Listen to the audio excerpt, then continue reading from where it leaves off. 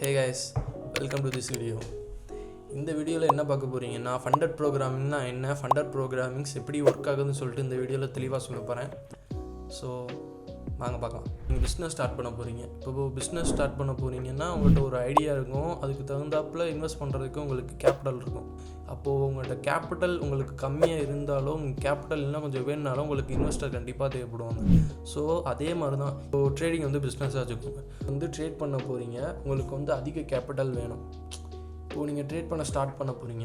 Start பண்ணும்போது உங்களுக்கு skill இருக்குது, அதுக்கப்புறம் நீங்கள் பேக் டெஸ்ட் பண்ணி உங்களுக்கு பாசிட்டிவ் ரிசல்ட்ஸ் இருக்குது நீங்கள் ட்ரேட் பண்ண போகிற ஸ்ட்ராட்டஜியில். இப்போது உங்கள்கிட்ட கேபிட்டல் இல்லைன்னா உங்களுக்கு அந்த இன்வெஸ்டர் இருக்காங்களே, அந்த இன்வெஸ்டர்ஸ் தான் ப்ராப்ளம்ஸ். இதுதான் சிம்பிளாக சொல்ல போனால் ப்ராப்ளம்ஸ்.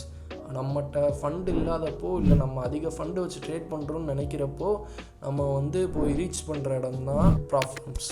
ஸோ அடுத்து என்ன பார்க்க போகிறீங்கன்னா ஃபண்டட் ப்ரோக்ராம்ஸ் எப்படி ஒர்க் ஆகுதுன்னு சொல்கிறேன். நீங்கள் ஒரு ஃபண்டட் ட்ரேடர் ஆகணும்னா நீங்கள் ஃபஸ்ட்டு அவங்க இன்வெஸ்டர் கொடுக்குற சர்டன் ரூல்ஸை ஃபாலோ பண்ணணும். அந்த இன்வெஸ்டிங் கம்பெனிஸ்லாம் இருக்காங்களே, ட்ரேடர்ஸுக்கு கேபிட்டல் ப்ரொவைட் பண்ணுறது.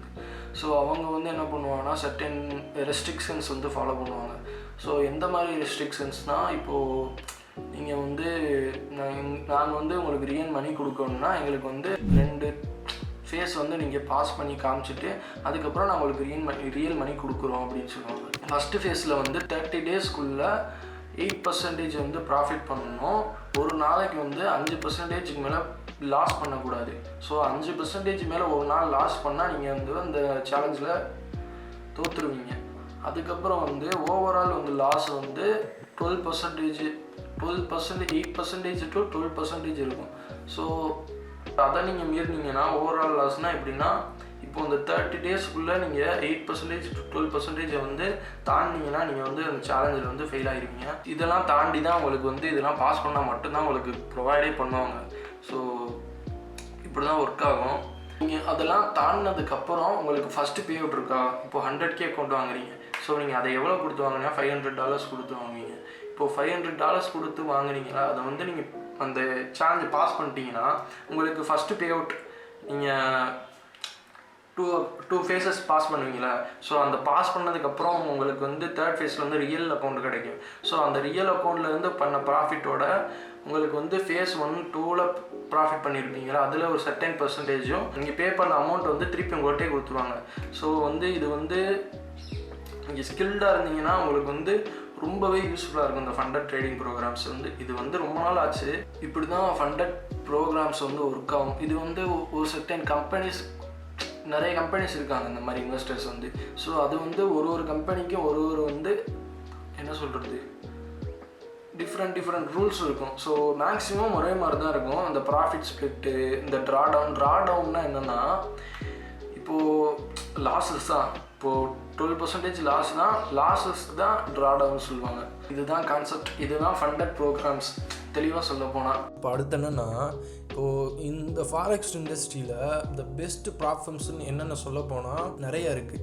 ஸோ அதில் நீங்கள் நோ டைம் லிமிட் உள்ள ப்ராப்ளம்ஸை சூஸ் பண்ணி அந்த சேலஞ்சஸ் வாங்கி அட்டன் பண்ணிங்கன்னா உங்களுக்கு ரொம்பவே ஈஸியாக இருக்கும். டைம் லிமிட்டை விட டைம் லிமிட் இல்லாத சேலஞ்சஸ் உங்களுக்கு என்ன சொல்கிறது, உங்களை புஷ் பண்ணாது. இந்த டயத்துக்குள்ளே நம்ம பண்ணணும்னு சொல்லிட்டு நம்மளோட பிளானே இல்லாதப்போ சும்மா ட்ரேட் எடுப்போம். ஃபைனல் டேஸில் சும்மா ட்ரேட் எடுப்போம்னு எடுத்து ஃபெயில் ஆகணும்னு நிறைய பேர் இருக்கும். இப்போ ஃபஸ்ட்டு நான் நோ டைம் லிமிட்ஸ்ன்னு சொன்னல, இதை கொண்டு வந்தது மை ஃபண்டட் எஃபெக்ட்ஸ்னு ஒரு கம்பெனி. ஸோ அவங்க என்ன பண்ணாங்கன்னா, எல்லா ப்ராப்ளம்ஸும் அவங்கக்கிட்ட டைம் லிமிட் இருக்கும். நீங்கள் 30 டேஸ்க்குள்ளே முடிக்கணும். ஃபஸ்ட்டு ஃபேஸு, செகண்ட் ஃபேஸு 60 டேஸ்க்குள்ளேன்னு அதெல்லாம் எடுத்துகிட்டு அந்த ஒரு ரெஸ்ட்ரிக்ஷன்ஸ் எடுத்துகிட்டு மீதி எல்லா ரெஸ்ட்ரிக்ஷன்ஸும் ஒரே மாதிரி தான் இருக்கும். 8% ஃபஸ்ட்டு ஃபேஸு, செகண்ட் ஃபேஸ் 5%. இந்த ப்ராஃபிட் இந்த இதெல்லாம் கம்மி தான். அதே மாதிரி தான் இப்போ என்ன பண்ண அந்த கம்பெனி வந்தோன்னே இப்போ எல்லோரும் FTMO இதுலனா என்ன சொல்கிறது, டைம் லிமிட் இருக்குது அப்படின்னு சொல்லிட்டு எல்லாமே மை ஃபண்டட் எஃபெக்ட்ஸ் போக ஆரம்பித்தாங்க. ஸோ மை ஃபண்டட் எஃபெக்ட்ஸ் போகும்போது அந்த கம்பெனி தானே கொண்டு வந்தாங்க. ஸோ அதுக்கப்புறம் TFTO என்னமோ த ஃபண்டட் ட்ரேடர், இப்போ அவங்களும் மாறினாங்க. ஒரு வாரத்துக்கு முன்னாடியோ என்னமோ த ஃபண்டட் ட்ரேடர் இருக்காங்களா, அவங்க நோ டைம் லிமிட்ஸ் அடாப்ட் பண்ணாங்க. இப்போது நேற்று முந்தினாலும் தான் FTMOவே FTMOவே ஏன் அப்படி சொல்கிறேன்னா, FTMO தான் ஃபஸ்ட்டு ஒரு ரொம்ப நாள் ஒரு 10 வருஷம் கிட்ட இண்டஸ்ட்ரியில் இருக்காங்க. ஸோ அவங்க தான் ஒரு பெரிய கம்பெனி மாதிரி. இப்போது ஆப்பிள் மாதிரி வச்சுக்கோங்களேன், ஆப்பிள் ஒரு பெரிய கம்பெனி தான். அது மாதிரி எஃப்டிஎம்ஓ தான் இருந்தாங்க ஃபஸ்ட்டு. அதுக்கப்புறம் தான் அந்த my funded effects, my forex funds, அதுக்கப்புறம் வந்து இந்த E8 ப்ரோக்ராமு, E8 ப்ரோக்ராமாக நம்ம பேர் சரியாக தெரியல.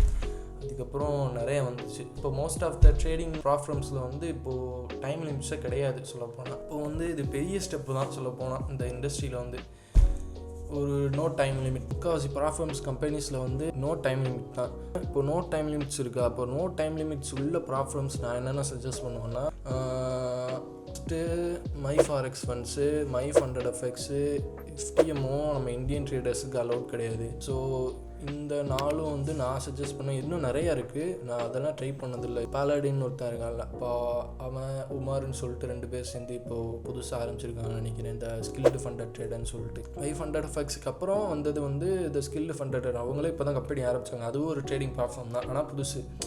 ஸோ இந்த மாதிரி நிறைய ப்ளாட்ஃபார்ம்ஸ் இருக்காங்க. அது நீங்கள் ஓன் ரிசர்ச் பண்ணுங்கள். நான் சொல்கிறேன்னு சொல்லிட்டு போய் நீங்கள் இது பண்ணால் அது உங்கள் ஸ்ட்ராட்டஜிக்கு ஏற்ற மாதிரி நீங்கள் ஒரு ப்ளாட்ஃபார்ம் சூஸ் பண்ணி அந்த கம்பெனியோட நீங்கள் ப்ராஃபிட்ஸ் பண்ணி நீங்கள் வந்து நிறையா ப்ராஃபிட்ஸ் பண்ணலாம். நான் எதாவது டவுட்ஸு இதில் நான் சொன்னதில் எதாவது தப்பு இருந்தால் கூட நீங்கள் சொல்லுங்கள். நான் வந்து என்ன சொல்கிறது, நான் வந்து சேஞ்ச் பண்ணிப்பேன். நானும் உங்களை மாதிரி கற்றுக்கிட்டு இருக்கிற ஒரு பையன்தான். அதில் எந்த விதமான இது கிடையாது. எனக்கு தெரிஞ்சதை நான் ஷேர் பண்ணணும்னு நினைக்கிறேன், அதனால் ஷேர் பண்ணுறேன்.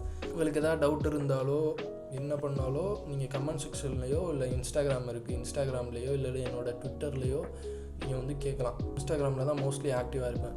ஸோ இன்ஸ்டாகிராம்லேயே வந்து மெசேஜ் பண்ணுங்கள், இல்லைனா கமெண்ட் செக்ஷனில் கூட வந்து கமெண்ட் பண்ணுங்கள், நான் வந்து ரிப்ளை பண்ணேன் கண்டிப்பாக. இது உங்களுக்கு யூஸ்ஃபுல்லாக இருந்தாலோ இல்லை உங்கள் ட்ரேடிங் ஃப்ரெண்ட்ஸுக்கு யூஸ்ஃபுல்லாக இருக்குன்னாலோ நீங்கள் வந்து அவங்களுக்கு ஷேர் பண்ணுங்கள். கண்டிப்பாக லைக் பண்ணுங்கள், சப்ஸ்கிரைப் பண்ணுங்கள். நான் உங்களை அடுத்த வீடியோவில் சந்திக்கிறேன். பாய்.